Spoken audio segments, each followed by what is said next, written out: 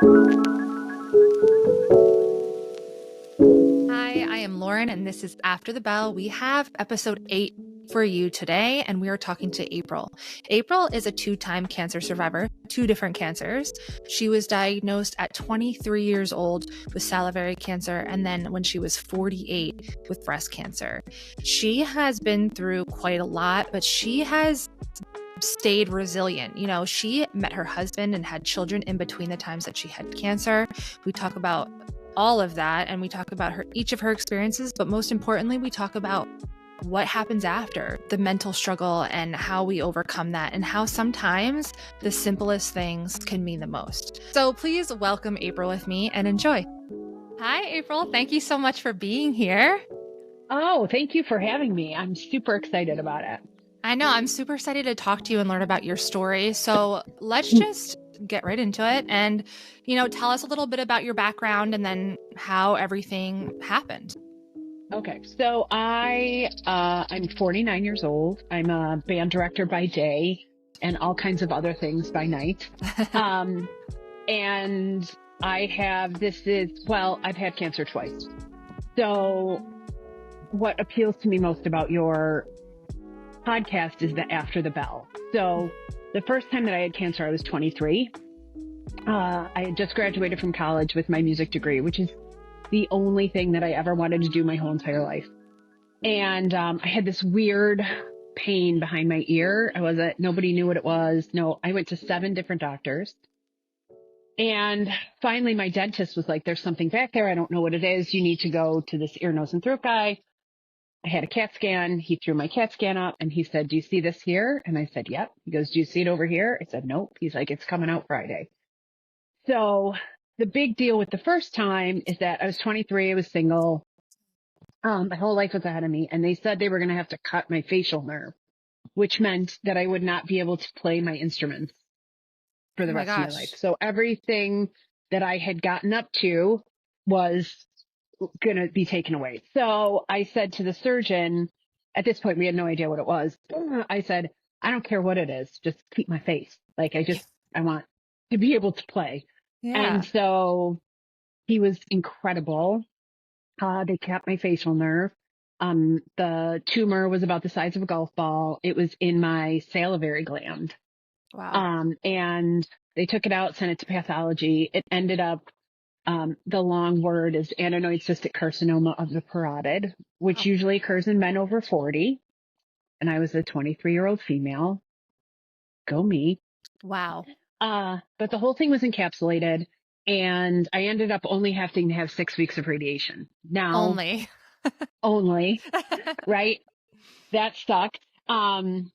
And it was a funny situation because here I'm going for radiation every day and I'm 23, right? And everyone in the room is like 70s, 50s, Yeah. Um, so that sucked and I got through it. And I think this after thing, I think when you're in treatment, this is my biggest takeaway right now. And I am 2 years post, breast cancer, which I'll get to in a second. So after this first cancer, when I was 23, you have to go every 6 months, you have to get imaging done and then as gradually as time goes on, the doctor's appointments get longer and you start to not think about it every day and you go through all of those emotions. But I feel like the after is the really tough part mentally because, and I'm sure you understand this, every time you walk into an MRI, every time you walk into a CAT scan, anytime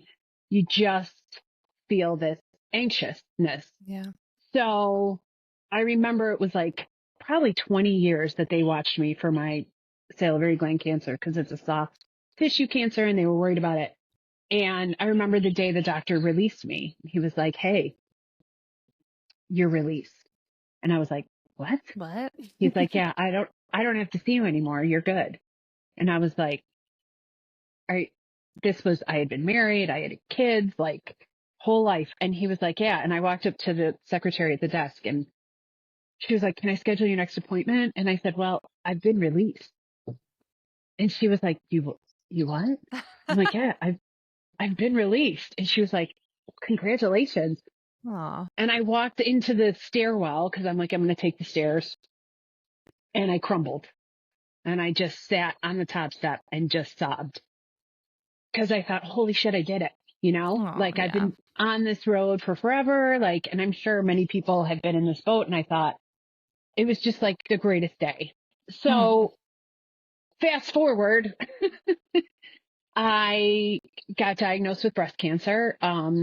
It was a wild ride because I'd had a mammogram and they had said something doesn't look right here. And I thought, oh, well, I'll go after vacation. So I was going to the beach to vacation. I'm just going to go after vacation. I ended up on vacation. I got horrifically sick and nobody knew what it was. So we came home early from the vacation. I was in the hospital for 2 weeks and I ended up with Lyme disease. Oh my And gosh. so they couldn't figure out what it was. And Lyme disease is a whole nother podcast, but, they finally figured, yeah, they finally figured out what it was. I was on IV antibiotics for like 22 days or something. They got that all taken care of. And then they called and said, hey, remember that mammogram? I think we need to do that again. Oh gosh. And they found this tumor and nobody thought it was going to be an issue, of course, because I was young and these things happen and I have very dense breasts.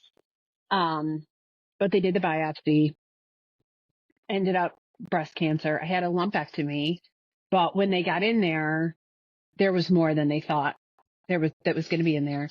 They took 3 lymph nodes. I think it was in 1 lymph node. So I proceeded to have 6 months of chemo and then 6 weeks of radiation. And they said that I have a 95% chance that it won't come back. Great number. But Great numbers, but still there's right? that 5% that There's that just 5%. And I think that's what, it takes you out at the knees. And so I was a very healthy person before, in my humble opinion. And my GP even said, I'm sorry, there's like mosquitoes, but, she was like, you're the most unhealthy, healthy person I've ever met. She's like, you're doing everything right. You're working out. You're eating right. You're doing all those things. She's like, I don't know, April. I just don't know. Mhm. So, um, I got through all of that. I worked the whole time I went through my chemo. It kept me going. It kept me Yeah. moving. Um, movement was really important. There were days where I would get home from a treatment and I would just take a short walk just to kind of like get myself together. And because I'm a music teacher, I conduct all the time. So I think that movement really helped. So, I mean, I got through it and it was great, but I feel like the thing that people don't talk about is as soon as the treatment is over, which I bet you had this exact same thing. It's almost like the funeral, like you make it to the funeral, but the grieving doesn't really start until after Absolutely. all of the business that you have to do is there. So I try to stay as positive as possible, but I also, my sister and I call them basement days where you're just really in the basement. Like Yeah. everything sucks. This is going to be horrible. It's going to be awful. This is going to be terrible. And she'll always say to me, my husband says it now too. He's like, well, listen, I'm up here on the first floor and I'm going to leave the light on for you.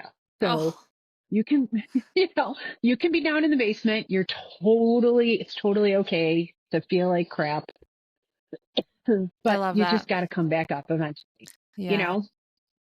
And so the difference between the 2 times that I've had cancer is also pretty, 23 and really the most lonely time I've ever been in my life I was because gonna ask how far between, like, so you were 23 when you had the first mhm, cancer, and then how long was it 48. until, and then were you even, when you were you even thinking cancer the second time?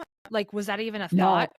Okay. mm-mm, I mm-mm. think that's pretty telling too, having your history, like, someone who Yeah, has gone through cancer, and then that just goes to show how much you were living your life normally, yeah, you know, without having to think about it, that when things were kind of going down the second time, yeah, um, yeah. And that's you get wild. to those times like, where you're supposed to, well, I was supposed to go to the doctor this month, but I didn't. So I would put it off and then the fear would get, and then I would go in and, you know, those kinds of things. It was really hard. And like the first time my mom was with me when I got diagnosed, and then, her and my father had a big trip planned. So they were in Europe and I was at home with my sister, and it was very isolating. And then the second time I had teenagers. And Yeah. so I had to sit down with them and say, look, like, I think that was the hardest situation I've ever been in, is to sit and look at my two kids and be like, hey, it's here we are. How did you go about telling them? Did they understand from your history, and did they understand Hmm. exactly what it was? You Yeah, know, I haven't. Yeah, I'm bouncing around a little bit, but I'll tell you, I sat them down on the couch the day that I found out, and I was crying, and I said, I just want you guys to know that I got this. This is what happened. So I have breast cancer. I'm going to have to go in for surgery, and, you know, and the two of them looked at me, and my son looked at me and he goes, Mom, you're the toughest person I know. You've got this. oh, Like, there's no doubt in my mind that you're not going to be fine. He's like, oh, fine. You know, both of the boys were like, I have two boys. So both of the boys were just super, super supportive about that. They're like, you got this. You've done this before. We'll do it again. Like, oh, that's it. It's just the way it's going to be, Mom. That's how we're going to roll. that's So amazing. yeah, that was really incredible. That was really incredible. And so to preface this, before all this, my younger son, so I had this parotid cancer, and he was like, it was during COVID. So he was probably like 11, and he comes downstairs. He's like, Mom, I have a bump, exact same size, exact same place. He's like, can you feel it? And I'm like, yeah. And I go, we got to go get that checked out. He's like, okay. And he went back upstairs, and my husband looked at me and he goes, don't do it. It's going to be fine. Going down And the I was rabbit like, hole. so we took him into an ear, nose, and throat doctor. It was amazing. And and it was a cyst, it was a tumor, and they sent it off to pathology. And when we took him to his follow up appointment, the doctor looked directly at me. He didn't even look at Bruin. And he goes, he's fine. It's Oh, totally benign. But that fear, I think that we all have, you know, every doctor appointment, like, did I give this to my kids? Did I do this? Is this my fault? You know, yeah. I'm working really hard to let go of that whole everything happens for a reason. And you know, it's just so dumb in my Yes. personal opinion. Like, oh yeah, you know, so, but you go down that road, you're like, well, what am I doing? What did I do before that made this happen to me? And what do I need to do in the future? And how do I need to be more positive? And what do I need to do? And sometimes you just need to sit down and breathe Yeah. and Yeah. let life be what life is, you know? Yeah. And that's really, really hard. Extremely. Our brains are literally designed to have us find a solution to stuff. So we Yeah. actively have to fight that in order to find peace, you know, because we all want Yeah. to know exactly why we are experiencing this chaos and, Yeah. you know, and protect our children. Like that, those are our like two main drives in life. And we have to do our best to fight against that, you know? Right. Yeah. And it's every day. It's like that, you know, I don't really feel like I fought cancer. I did what I needed to do. You Yeah. know, I went in, I didn't feel well. I did what I was supposed to do. And I'm crawling my way back to getting back to where I was, which I will never be there because Right. I'm here now, you know? Yeah. So I sort of feel like it's like a portal. Like I went through this portal and I'm like, okay, what's different now? Let's figure this all out, you know? Yeah. And so I'm gradually getting back to that, but there are things that will never be the same. And that Right. sometimes is liberating and also really heart wrenching. Yeah, I literally was thinking those words while you were saying that. It truly is like I've imagined it as like you're just going through this tornado while like Yeah. you're going through it, and then when you're done, all of the dust and the like things that are torn apart is have settled, and you're like, what do I do with this? You know, like Right. how do I rebuild there's so many, like, it's, and then you look back and just like, you miss that home you used to have that now is crumbled on the floor. And like, there's so many layers, emotional layers that you have to kind of just work through. But I don't think people talk about that part, the part where you're just left with those crumbles, those, all Yeah. that trash after, you go through treatment and all that stuff. And Yeah. it takes active work. I know exactly what you're talking about. Yeah. And so there's like that quote, I think it's a Glennon Doyle quote. I love her. She's like my prophet, but she says, when you're shattered on the floor and you have to paste all those pieces back together. So like the house is destroyed, you have to rebuild the house, and it could turn into something really beautiful. Yeah. And that's, yes, but you also have to mourn the house that you had. Yeah. Like the memories. Even if this one, yeah. And the carefreeness and oh yeah, just live life. I don't have to worry about, yeah, I don't have to take my hormone blocker. I don't have to be in menopause. I don't have to, like all those things, like just carefree, whatever. Yeah. Like there's a mourning for that situation because it's not here right now. Yeah. You still got to think about that stuff all the time. Did you have, so you said you took a hormone blocker, so you had hormone positive, was it, and Yeah. HER2 negative? Yes. Okay. Yep. Yeah. So I'm on the shot that keeps me in menopause, and then I'm on a hormone blocker. Okay. Same. Yeah. Same. Yeah. Which is super lovely. I know. And that's the things they like. And when I go to I have a great cancer center. I live near Buffalo, New York. So Roswell Park is where I go, and they're wonderful there. But I'm like, I've gained some weight. I really would like to lose some weight. And they're like, yeah, that'd be nice, wouldn't it? Yeah. And I'm like, yeah, it would be nice. They're like, no, well, keep trying. Like, best of luck. So, best of luck. Would you like a sticker? Here you go.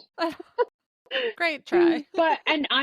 Yeah, good try. And so I'm lifting weights. I'm trying, and then there's the head games that you play with yourself. So I lift weights 4 days a week. I actually teach an exercise class.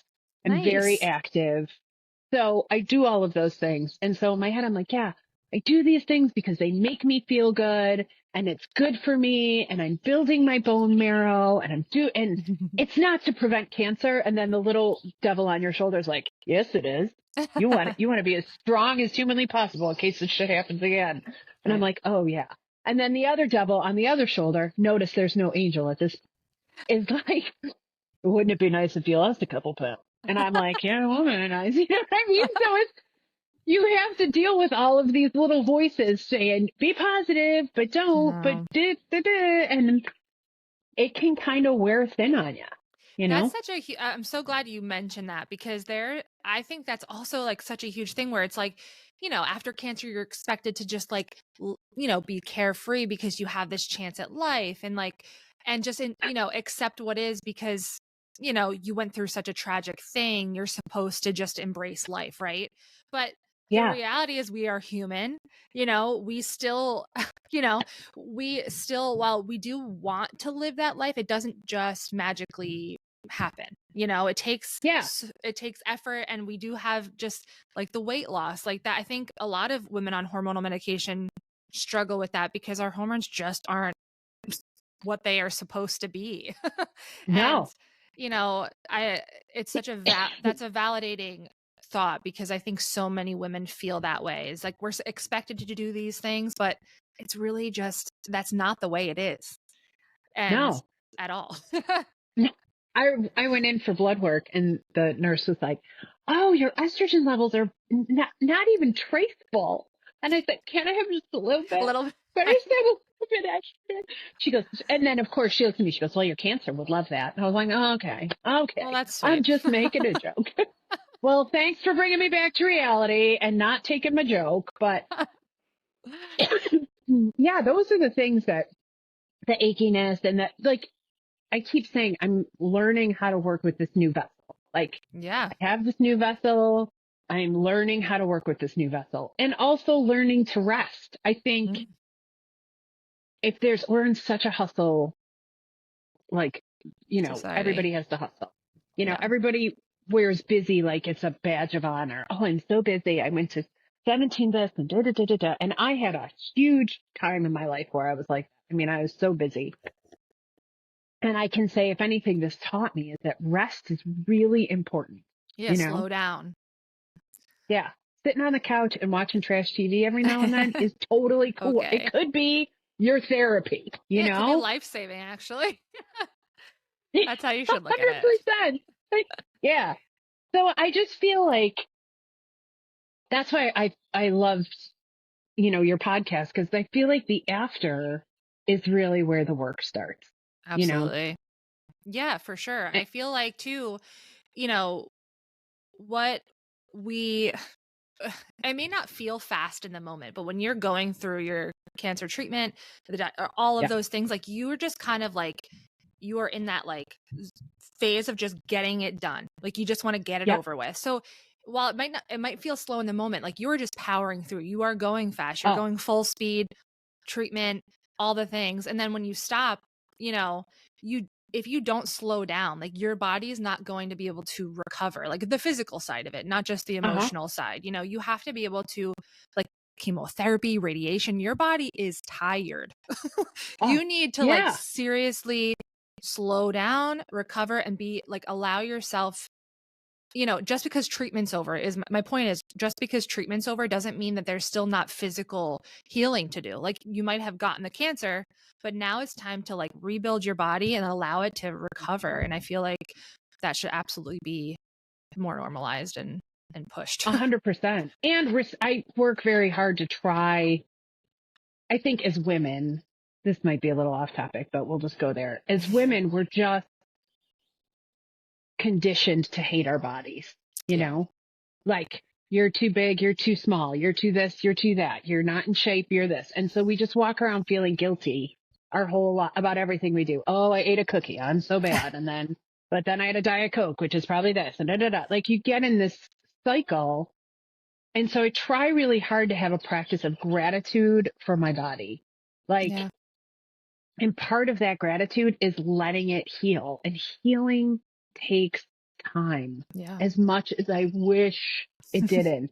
Like I wish it was fast, but healing just takes time, and it takes a long time, It's like getting your hair to grow back. It's like a forever journey, to be honest. And I hate the word journey, but like, I think,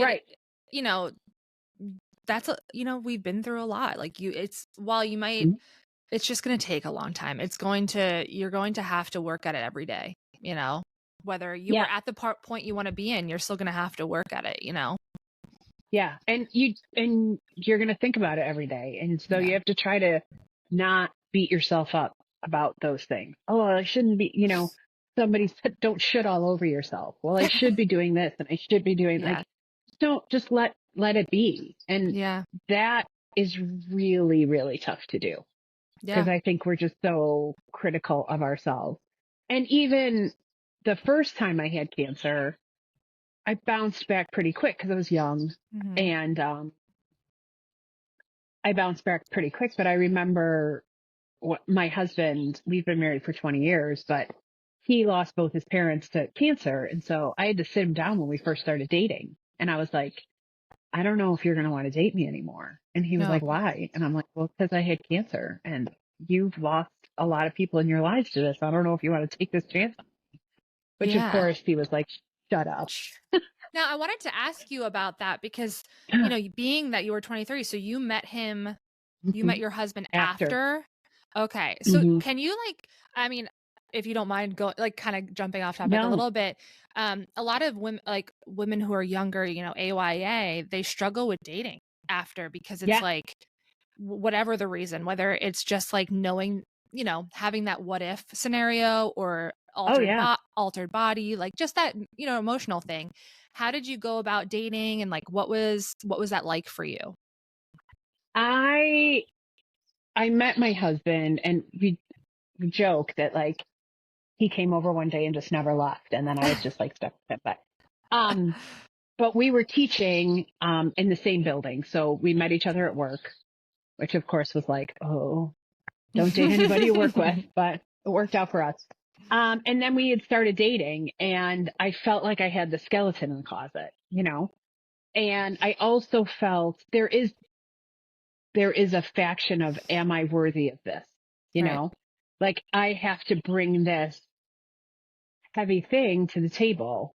And so I very, very early in, especially because he had lost both his parents to cancer, very early in the relationship, I was like, I need to come clean about this. I need Hmm. to be very clear because I cannot go down this road if this is going to end up being an issue. Right. Um, and I was petrified. I was so scared to have this conversation with him because I really felt like it, it could be a real defining moment in our relationship. And so I sat down with him and I was crying and I was like, I have to tell you this. Like I had cancer. I'm a cancer survivor. Like this is what's going on. And he just looked at me and he goes, is that it? That's Mm. it. That's all. And I was like, well, He's a keeper. yeah. And he was like, that's fine. Like, that's no big deal. Like, the football game's on. You want to watch the football game? And I was like, oh, okay. Oh, that's not. So I think if you can be clear with people, and I think we are so afraid. Again, when you get diagnosed with cancer, I felt so alone because it's Yeah. just you in this body. And I was listening to something the other day and they said, if I die, if cancer kills me, I'll be gone, but everybody else will be here. But so like that alone thing. And so you're so afraid to ask for help and you're so afraid to tell other people because you feel like it's just going to be awful. And Yeah. 9 times out of 10, people just love you anyway. Right. And they just want to help you, you know? They do I the think best they that can. was, Yeah. yeah, we're all just doing the best we can. And I Yeah. think that was the biggest thing that I learned the first time through is that asking for help is okay, Yes. because you Yes. can't, you can't do it all. I feel that because I wasn't a good help receiver, and No. Yeah. in hindsight, it really is okay and beneficial, and there's nothing. It's okay, help is a good thing, Yeah. and people, while they might not know how to help, accepting whatever is on the table, whatever you have to do, it's okay, and I think that's just such a like an important message to put out Yeah. there. And it's not because and this second time around, so now I'm older, my kids are teenagers, and so I have people making us meals, like dropping meals off at the house. And I remember thinking to myself, I can cook. Why are these people dropping these meals off in my house? I'm okay. I'm okay to cook. Yeah. And then I was like, back off, back off. They are here to help you. And what if you don't have to cook? Right, What if you just exactly. eat this lovely meal? And what would you do, April, if somebody else, you would go and help them and Yeah. you would be really happy if they accepted your help. So when people come to you and drop off whatever, Yeah. another bag of ginger chews for, I think I have enough ginger chews to last for the rest of my life, which is amazing. But, everything, like, let people in to help you. And that's Yeah. really, really hard. And Yeah. as women, we do that too. As moms, we just do everything. Like, Yeah, you're a mom and then a cancer patient. I feel like that's just a terrible combo to accept. But I also feel like that what you said is a good point. Like, even though you can cook and you feel like you can do these things, that is like the hmm hard part for people to like rationalize in their head. At least it was for me. Even my husband too. My husband didn't want to accept people like mowing the lawn. He's like, I could do it. I'm like, yes, but like people want to help so you don't have to worry that like the mental load. And I think yeah, that is a huge factor that people need to kind of wrap their head around, that like it's not because you can't, it's because they want to make yeah, life a little bit easier for you just while you're going through this. you yeah. know And if you're a real anti-helper, which I have struggled with, I'm a recovering anti-helper, but, it also makes them feel good, yeah. and it's part of, and if they're going to add that energy to your space, then that's great. Then like bring it Yes. on in, you know? Amen. Um, but that's hard to say because my knee jerk reaction. I remember like, how many times do you sit down and have a little conversation? Self, hey, self, knock it off. You know, these people want to help you and you don't have to do everything. Like you Right. don't have to do everything. And that I still struggle with that every single day. Every Yeah. single day. Yeah. That's another like ongoing process, I feel, for most people. Yeah. Yeah. Yeah. The lovely you got I had someone tell me that the person who sits on your shoulder and says all these negative facts that you should give her a name and get to know her, you know? So mine's name is Jen. And so I'll be Oh, like, listen, okay. Jen, I'm going to sit here on my iPad and I'm going to play this stupid game and I'm not going to feel bad about it, Jen. And she's like, all right, whatever. Today it's fine. You know? I love that actually. I'm gonna start doing that. I feel like that's such a great way to kind of like control your brain a little bit, is like giving it a name Yeah. and making it this like outside object that you can kind of just like shoo when you need to. Like, go away, Jen. Right. I Or don't need your yell help. at, Yes. I don't need your help right now. Or sometimes you can like really cuss her out and it doesn't matter because it's you. So Yeah. it's like, but to you, it's a great thing. So, and you can think of someone who just like, I don't know, you can give it whatever name you want to from whatever past you ever have had, but it's a great way to just get it out of there, you know? I love that. But yeah, I think that that's the heart, that internal struggle is what's difficult. And it's after everything is over. Because in treatment, it's like one foot in front of the other, and there's a goal. The end of Right. treatment is the goal. Yes. Yep. But then when treatment is over, what's the goal? Like Yeah. the goal is to live as long as possible, but there's no end in Yeah. that scenario, and that can sometimes be pretty daunting. I Yeah, think. and active treatment versus, because technically we're still being treated, right? Like hormonal medication, Oh, all of that stuff. But like active treatment and I guess like post treatment, I don't even know, like maintenance treatment are just yeah, two different animals, right? And I feel like when you're in maintenance, like you're not really thinking about like getting through it because this is like years of medications that you'll be taking, etc. But active treatment, like, yes, there's that goal. And then afterwards, it's like, what am I like, what do I do now? Like, I have to actually think about things. Like, I can't just kind of avoid it because I'm trying to get to the end, right? I'm trying to yeah, like, and now I actually have to sit there and process. And for a lot of people, they come to this like halt of like, oh my God, like, and then they question everything like, oh, I have an ache. Is that cancer? Or like, oh, you start to, it's yeah, also that like safety net of like treatment of like chemo radiation. You're like, oh, I'm getting things that killing the cancer. I don't have to like worry necessarily about it growing because we're killing it, right? But then when it stops, yeah. it's like, oh my gosh, like I'm out Well, of that like bubble. yeah. Well, what do I do now? Like, what if it's Yeah. still there? And it's like, and yeah, that's the crazy thing about it. And so I call them whites of your eyes appointments, which you go into the doctor and they're like, oh, yeah, yeah, you're still alive. We'll see you in 3 months. And you're like, okay, see you later.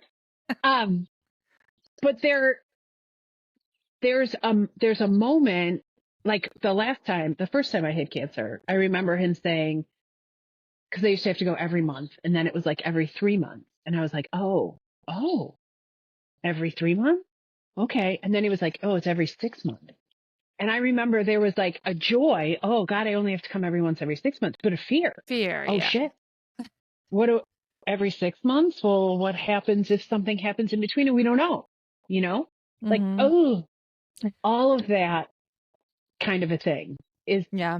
yeah. So now that you're, how far out are you from your most recent treatment? Not obviously medication, but like your radiation and Right. chemo. I finished chemo 2 years ago on June 6th. And then after that, I had 6 weeks of radiation. So it was probably the end of August that I was done with everything. Okay. So So, coming and up that on would your be 2 year coming up on 2 years. anniversary. Yeah. Okay. So Yeah. so since then, like what have your priorities been, in regards to kind of like the healing process and trying to get back to your, I guess, whatever normal self you want to call it? I think, um, I think a lot of being patient, which I hate being patient. I think life is a lesson in patience and I hate being patient, but being patient and being kind to myself and taking the time I need to rest when I need to rest and just slowly building my strength back up. Yeah. That's really been my prayer. And being there for my kids and my family in any way that I can be, you know. So Yeah, all those absolutely. special moments that you have to. So both of my kids were in the musical when I was in the middle of treatment and I was the assistant director, so I was in on the whole thing. And I remember at one point the skin on my feet started to come apart, so I had like these huge blisters on the bottom of my Oh, feet. It was really, that was awful. But I got a scooter and I just scooted my way around school because I was like, "Oh, we're going to do this. I'm going to make this work." oh my And just gosh. to be able to breathe and look around, you know, and be like, okay, I'm watching my kids. Both of my kids go to the same school that I teach at. So, um, I'm here. I have these students here. I'm making a difference. I'm doing the work. That kind of Staying stuff has present. been, yeah, staying present. And I still try, I'm not as good at it as I was, but I still try to kind of take a deep breath and be as present as possible when possible, you know? Yeah. Yeah, I think mindfulness, like that being present is that was such a huge part of like right for me like that first year after like finishing treatment. I think that was so vital to avoiding those negative thoughts as much as possible, at least. Like Yeah. actively like forcing myself to stay present. Like sometimes it was so hard where I like was going down the rabbit hole and I'm just like, Lauren, like stop, like focus. What color is that? What color is that cup right there? Like, Yeah. like I had to like actively like force myself to stay present because Mhm. I feel like it's something you have to exercise, right? I don't know if Oh, that was that way for 100%. you. And sometimes it's like, oh, look, there's a bird at the feeder and it's eating and I just gave it that food. Okay, good. That's a good thing today. Like just switch your focus, you know? I I know have a that little sounds thing. so sorry, go ahead. No, no, go ahead. Go ahead. Go ahead. It sounds like such a simple and like basic remedial task to do, like force yourself to be mindful, but I feel like that's the like result of that is like enormous, and Oh, like it doesn't sound like it would do anything, but truly like it you have to train your brain to yeah. do the things that you want it to do. I have this little journal thing prompt that it's very short that I do in the mornings. And it's like two things that you're grateful for, two things that you're proud of, and two things that you're manifesting, right? And sometimes I have to sit down and be like, okay, what am I proud of? You know, like in the day before, like what happened in the day before that I can be like, oh, I'm proud of that. You know, of course I can always be like, I'm proud I made it through cancer and I'm proud, but like little things like Yeah. I'm really proud that I have a job that I took my kids to see Hosier last week and I was like, I'm really Oh, proud that I have a job that I can take the day off and take my kids to go see a concert. And, you know, sometimes you have to think a little bit about it. Sometimes it's easy. yeah. You're like, oh, this, that, and the other thing. But it's a good, it's a good practice to have. And proud of and grateful for are two totally different things. Yeah. And sometimes that's kind of a thing that you have to work through, you know? Yeah, absolutely. And I feel like some people, think that of that as such like a minimal thing to do. But it really, I think over time it makes a difference in how you think because you're already trying to think about these things every day. So I love that you do the journaling. I need to get better at that. Well, I've gotten into a routine. I cannot say enough about like morning routines. All through treatment, I would get up in the morning and I would do 20 minutes of yoga and then I would start my day. And Good for so you. it really helped, like even just breathing helped me get through what I had to do. And so now I get up, I do my weights, and then I do my little journal in between my rest period times. And if I don't do it first thing in the morning, right when I get up, then I won't do it.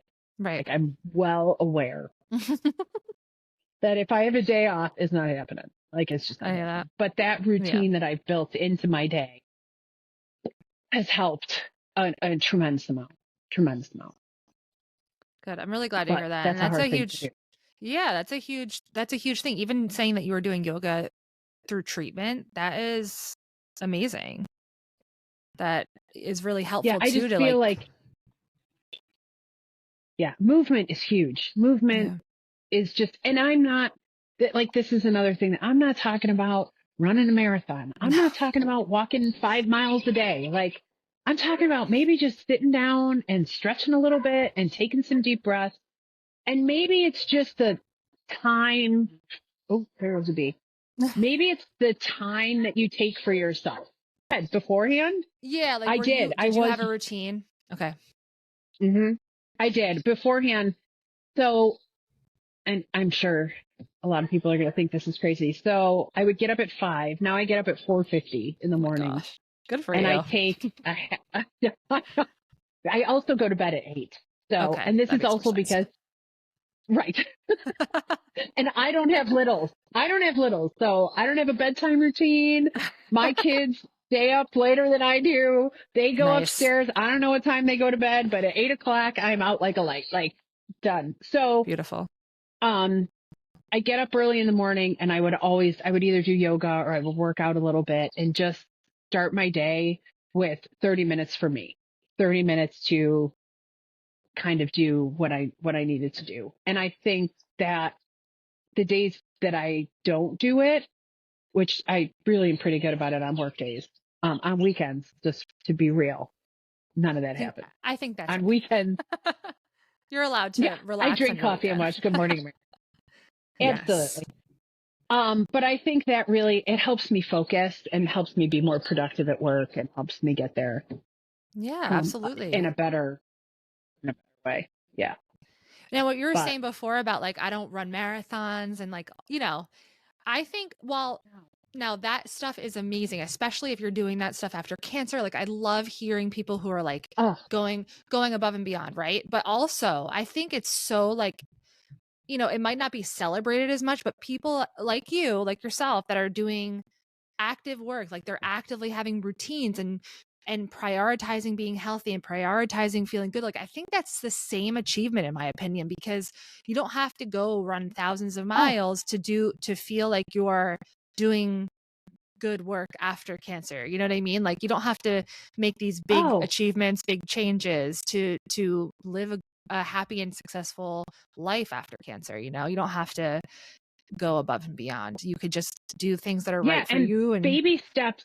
yes, Yeah, baby steps are essential.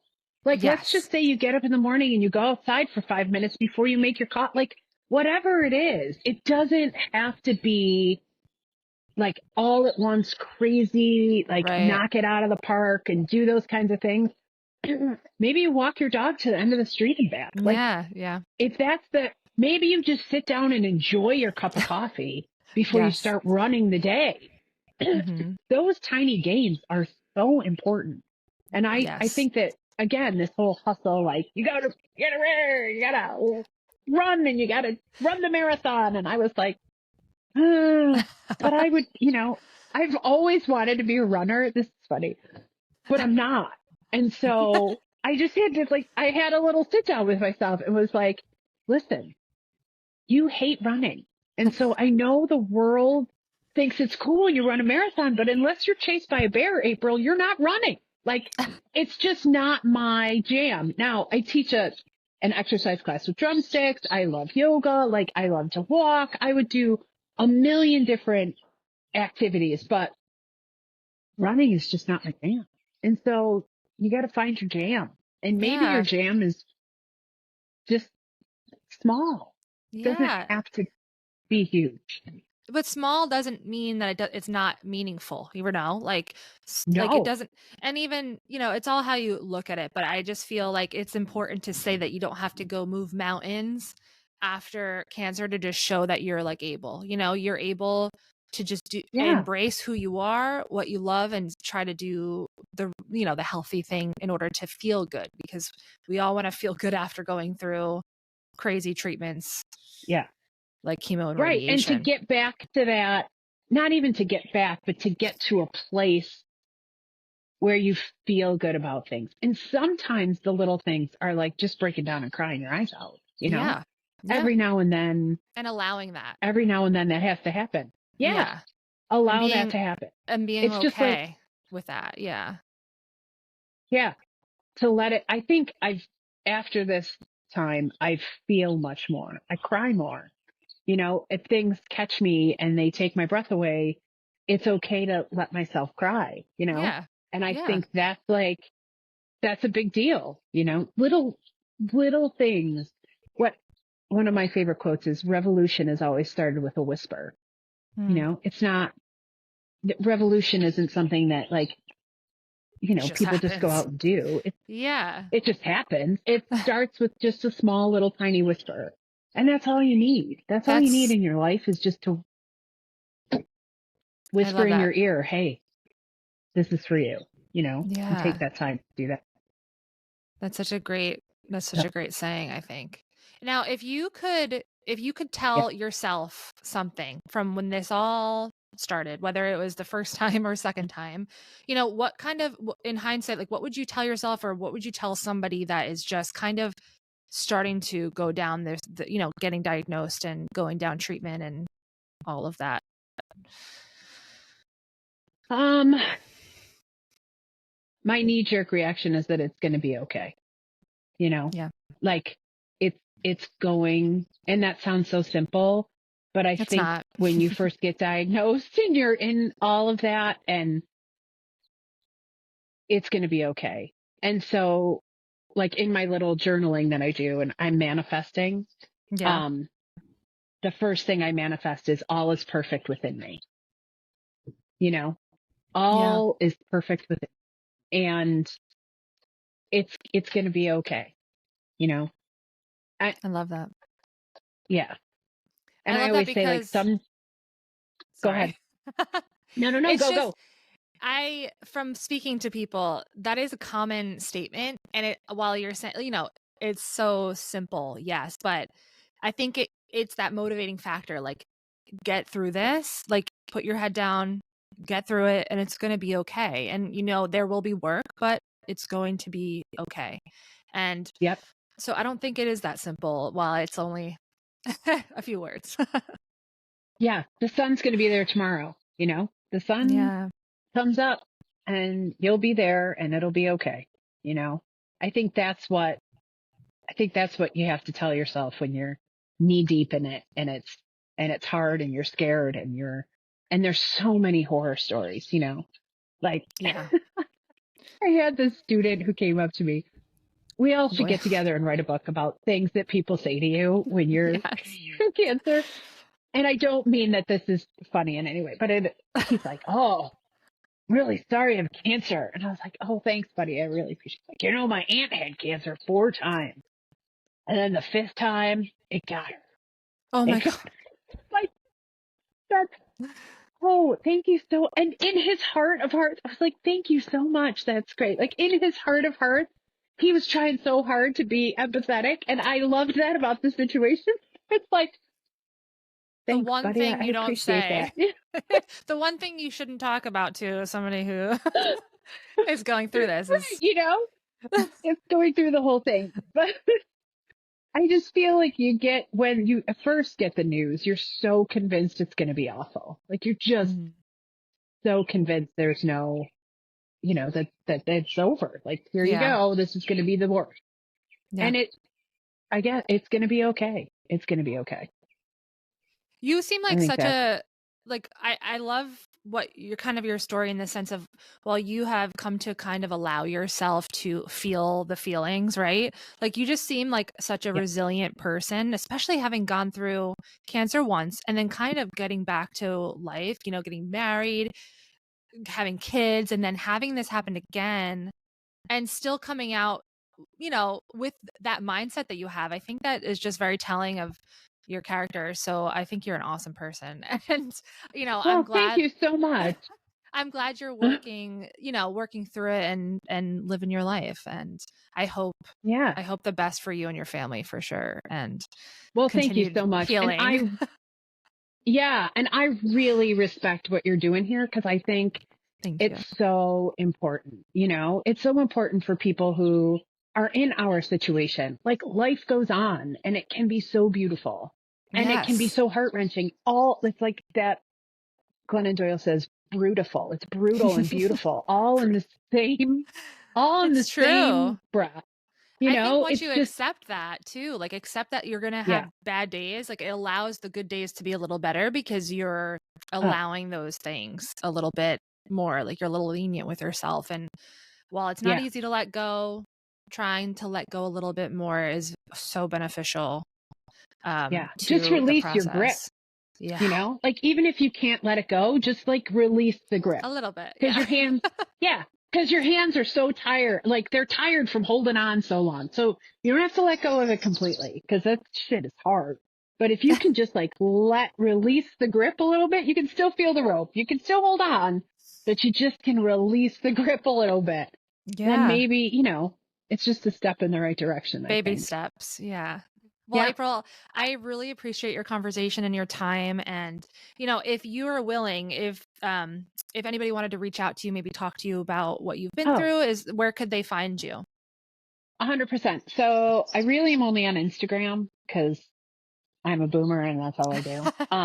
But my Instagram handle is month0913. So Perfect. Well, thank they you. can find me in there. Thank you again. And it was a pleasure to speak to you. Oh, you too. Thank you so much. I really consider this an honor, and the more people that can talk about it and the more people you can have on the show, I just think it's super, super cool. So I appreciate it. Thank you.